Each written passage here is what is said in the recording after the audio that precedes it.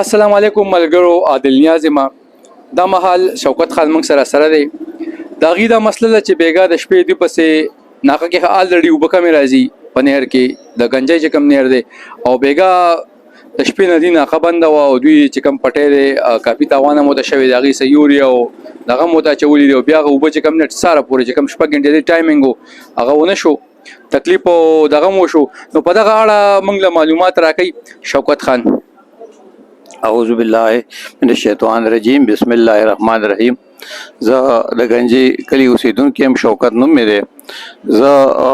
لکه دا د محکمه ایریګیشن ته دغه متعلقه خلکو ته د دې خبرې نه خبروم چې بیګا چونکې زمونږه 11:20 باندې زمونږه د اوبو واري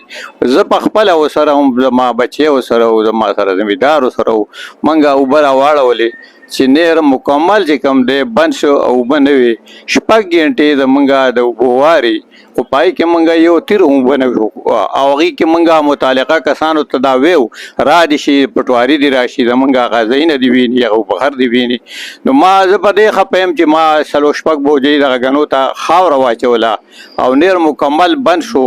نو وجه څه تکلیف و څه آفت راغی څه قیامت راغی چې مطلب دا دی په موږ دومره ظلم او دومره زیاتی موږ څه وشو نو ما بیا سار ما پټواري ته هم د دې خبر اطلاع وکړه سار بیا نهر پوره دی نهر بیا راغلی دی خو که لږې وې کمې وې معمولي وې بیا هم څه مسله نه وه خو مطلب چې دا خو ډېر ظلم دی نو که داسې او موږ بیا سبا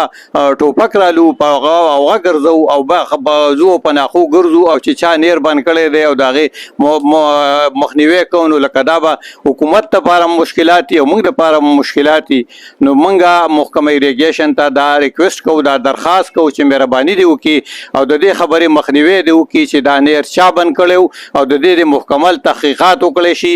او کنه نو بیا به اخري زمون خپل لاس باندې ومنګه یو کار کوو نو هغه بیا دوی ته مسله یو موږ ته مسله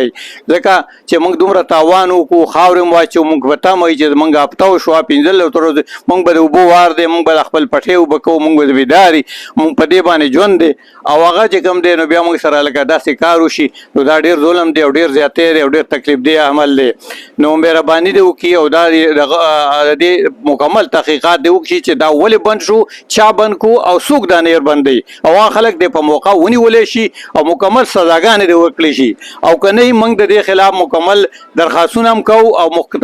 محکمو ته او بیا به موږ خلک هم راوځو او د دې خلاف به موږ احتجاج هم کوو څنګه چې خلک ته بیلو پسې او په ګیس پسې راوځي نو دغه شان به موږ د اوبو په باره کې راوځو او احتجاج به کوو جلسې جلوسونه به کوو نو زه دا ریکویسټ کوم محکمې ایریګیشن ته چې دې مکمل د تحقیقات وکړی شي